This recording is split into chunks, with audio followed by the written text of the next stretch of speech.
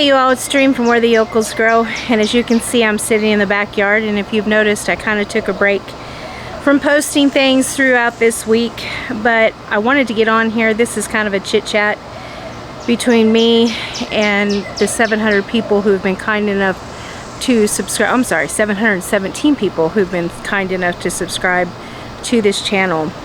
There's another YouTuber that when I was deciding was I going to do a YouTube channel on an urban dwelling home within a city that is not kind to those of us who believe in holistic healing, regenerative earth and regenerative farming, regenerative practices. It was questionable how would that be received.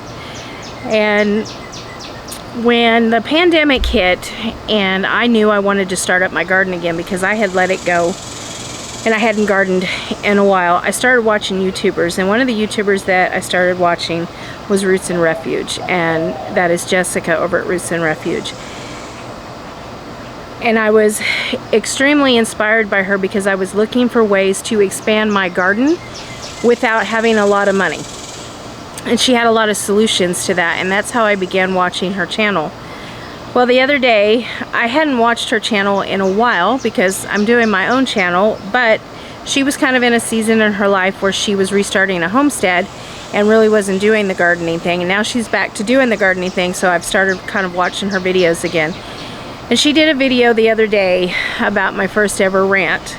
And then I watched another video from a young woman I have to look at where she's from Boots and Bounty Homestead, and she had done a video to Jessica kind of tagging hashtag be a raindrop, hashtag raindrop decisions. And I had wanted to do a video about this a long time ago about my practices here.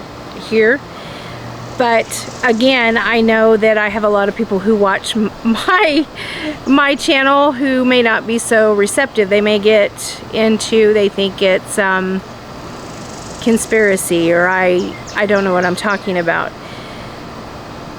So in 2020, when the pandemic really hit and we were all, confined to our houses, we don't have cable. We have internet and we have a smart TV, so that's how I ended up on YouTube. I started watching Jessica. I also watched James Petrioni out of New Jersey, who has a food forest, and I was so inspired by both of them. And so I wanted to get a message to Jess, and I didn't know how to do that, but I wanted her to know that even though I live in the city, and I live in the city, you all, I live in Arlington, Texas, which sits dead center between Fort Worth, Texas and Dallas, Texas. It's known as the Dream City because we have the Dallas Cowboys Stadium here. We have, the Rangers Stadium here. And they're getting ready to add something else, and I can't remember what it is right now. But anyways, they're on this big growth. And the new mayor just happens to be my lawyer. And so when that happened, I saw an opportunity with YouTube, and I decided to make my channel. And Jessica was a big push. She was a big push. I don't know if y'all watch Becky over at Acre Homestead. She was a big push.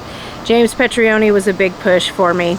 Gary, I can't even remember Gary's last name, but from Rusted Gardener was a big push.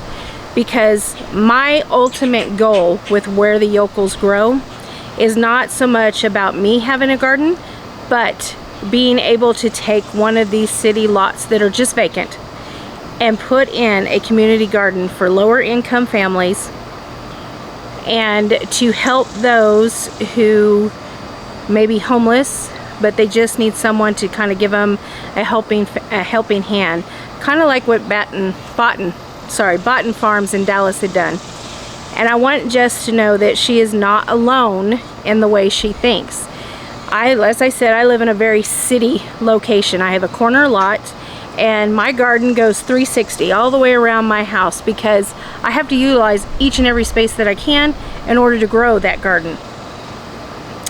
So when we made the decision to put in garden beds, because I could no longer, I had a hysterectomy and it really messed up my lower back. Bending over for an extended period of time was extremely painful to me. So we put in raised beds. And with raised beds, you have to fill them up with soil. And at that time, which was back in 2020, I'd never done raised beds. I had never done them. And Jessica was using just things that she found around her home. And then she was using the galvanized steel. And I was like, oh my God, that's it. That's the cheapest way to build these things. And it was the one source that you could go down and find easily. It was there, it wasn't out of stock. And so that's how we made our beds. Now we took fence posts, or I guess it would be 2x2 fence, and that's what we made the frames out of. And so when we got our dirt, we actually ordered it from a place called Living Earth. It's here in Arlington, and they do all kinds of soil. And so we ordered the organic raised bed soil. It came in, and when they dropped it, it had this smell that I recognized very quickly, because I grew up, a lot of people don't know this, I'm from Pomona, California. I grew up in Fredonia, Kansas, around farmers who sprayed chemicals on crops, and they had distinctive smells. And I knew when that soil dropped, I looked at my husband, I said, it's not the right stuff. It's not gonna work. I knew it was poison the second it hit the ground, because I could smell it in the soil, because I grew up around these pesticides. I grew up around these chemicals. I grew up around a grandfather who almost died because of pesticides. Sorry. So I fully feel your passion about your soil. So like you, Jessica, I had to find a way quickly. I didn't have another $400 to go to another company and get another soil, because it was the only place I could find soil. So I had to take what I had and I had to use it. And I remembered my grandfather and the things that he did in his garden. And so I made a choice that I was going to heal that soil. And it took me about a year, adding organic matter into it, constantly feeding it the nutrients that it needed to combat the chemicals that was in that soil. And like you, that garden did not succeed. I would be lucky. I may have gotten a handful of tomatoes. I got 0 cucumbers, because I had cucumbers in one bed, and then 2 beds down I had cantaloupe. And at that time I had lots of bees, and they were cross-pollinating. So my cucumbers tasted like cantaloupe and my cantaloupe tasted like cucumber. It's the most bizarre thing. I had oblong cantaloupe and round cucumbers. It was just a bizarre experience. But it took a good year. And even now, to this day, I have one bed that still struggles. And I think this was the first year that I can honestly say that I think it's at a point where it's healed. I can see the earthworms in it, and it's actually growing things versus not growing things. But I also come from a scientific background. I was a science major. I was a marine biologist and biology major. Like I said, I grew up around farmers. I grew up around farmers who were children in the 1930s during the dust, whose families were farmers and had to deal with the evolution of how farming was done then. And I wholeheartedly believe in this moment, in this day and time, we're in a choice. Just like they were in the 1930s. We have to either choose to change and heal this earth again and change the way we do things, whether we are on a farm or we are in a city, we have an urban garden or we have a homestead garden. We have to change the way we approach how we fertilize, how we combat pests. And I'm going to show you some pests here in just a minute that I'm combating right now, and it's been one of the hardest wars that I think I have fought with every bug known to a garden this year, and it's the first year. But what that means is this soil is healthy and it's attracting everything. It attracts the good bugs and the bad bugs, unfortunately. But I started taking classes at LSU College of Agriculture, and they're a free course, and I will link them down in the description down here. But I want to talk to you about some people, for those of you who think these are conspiracy theories. I'm also a firm believer that if you show somebody, they will come. And most of the time people need to see a visual to understand how bad it is, but how good it can be. And so before Jessica did this rant, and this was a video that I was going to do, and it's stuff that I've been saving from different things that I've watched, different classes that I've done, and I want to read some of these people to you so that you yourself can go and do your own research. You don't have to take my word for it. You don't have to take Jessica's word for it. You don't have to take anybody's word for it that is sitting in front of these cameras on YouTube and telling you these things. Go do your own research, go look at the science, and then you decide, do you want to kill the earth you're standing on, or do you want to rise up to the challenge of making sure that our children and our grandchildren and our relatives and our ancestors, or I'm sorry, our offsprings who come after us have earth to be able to sustain themselves with food, not just vegetables, but with meat, vegetables, fruits, all of it. You have to make a choice, whether you like it or not. The choice has to be done.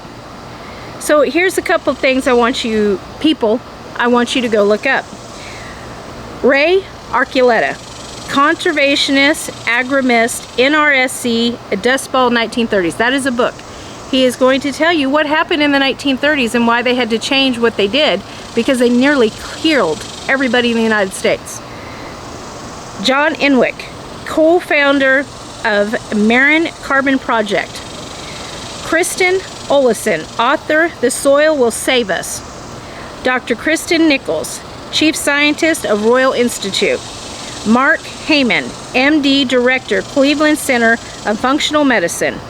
Our health, this is what he says, our health is connected to the health of the plants and the animals that we eat.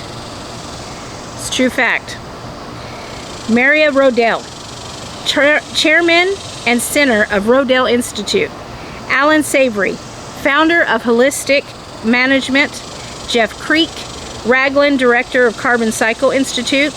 According to the United Nations, the remaining topsoil will be gone in 60 years unless we find a way to save our soil. We have 60 harvests left. Let that sink in.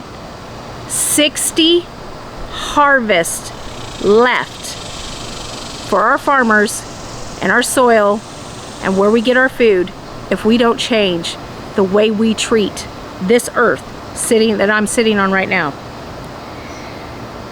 There's a book called Draw Down by Paul Hawken. Bioequestrination, storage and removal of carbon from the atmosphere by photosynthesis, plants of bacteria, and using plants and trees, animals and techniques to capture and store in the soil and contain decades, if not centuries. We can reverse global warming in 30 years. Stephanie Le Foll, French Minister of Agricultural Iron Science Team. Andre Liu, President of Organics International. If all we talk about is reducing emissions, we need to realize it's not enough. Let me say it again. If all we talk about is reversing or stopping or reducing emissions, it is not enough. It's not enough. The soil that we stand on does, and the trees that are above us, the plants that are around us, do the work so that we can breathe. If they're not here, we're not alive. The best way to do that is through regeneration of agriculture, be it land or urban gardens. We as urban dwellers can make a great impact in helping Mother Earth by simply planting a tree, flowers, and yes, even a small garden. You do not need acres and acres to build a food forest or to do this. It can be done in a few hundred square feet. A few hundred square feet. So whether you have a flower garden, you have a vegetable garden, a few hundred square feet, you will be a raindrop in Jessica's Olympic pool. It is that simple. Here's another one. Gabe Brown, regenerative rancher, living ecosystems, soil ecosystems, no-till gardening. This is just ways you can do it. 1% of organic matter pulls down 10 tons of carbon per acre. So here are some things and videos, movies you can go watch. Netflix, Kiss the Ground. Look it up. It'll change your life. And then if you are someone who likes to do YouTube, look up Happen Films, Living the Change, and Food Forest, revisited 5 years later. These are just some places that you can go and find this information and go and see it for yourself. So like I said, I had some footage. I had some footage that I wanted to show you of things that I'm combating in my garden. So go ahead and take a look at it right now.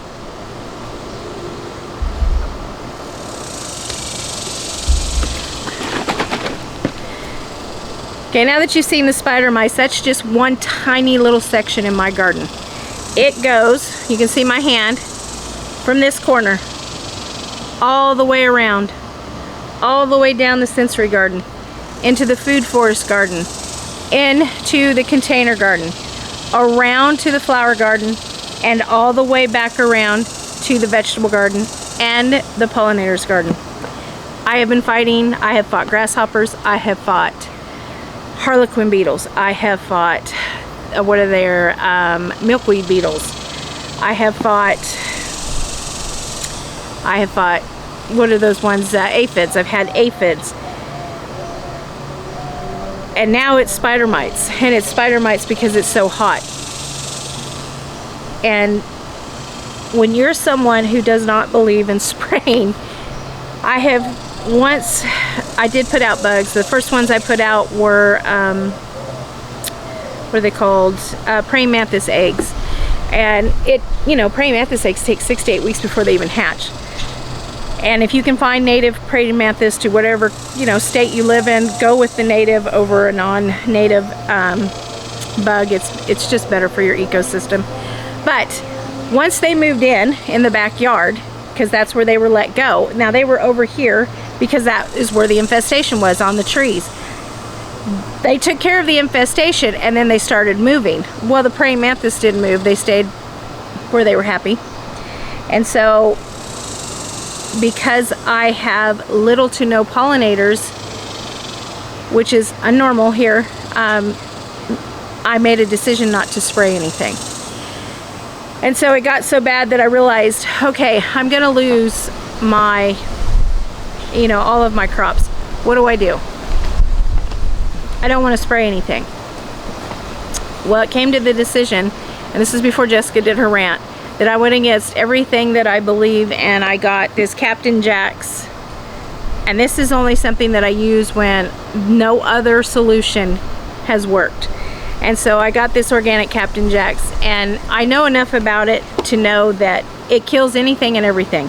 So we only spray it just right before the sun goes down, and I only do it twice.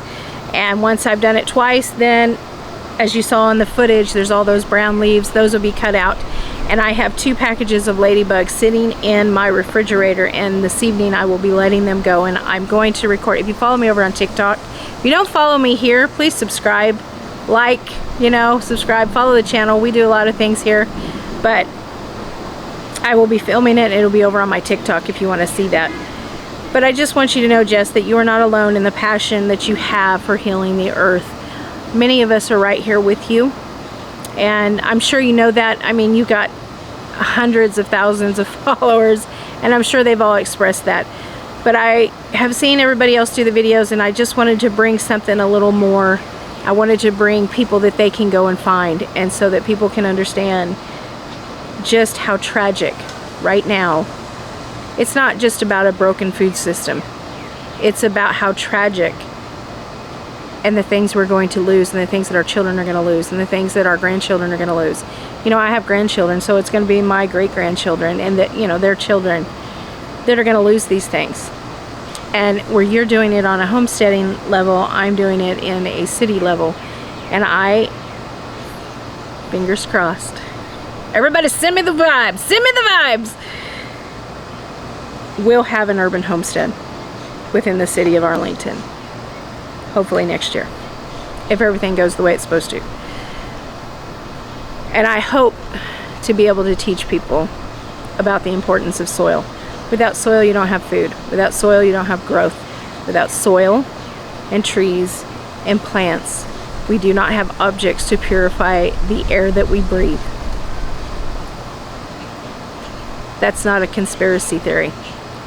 That's an actual scientific fact.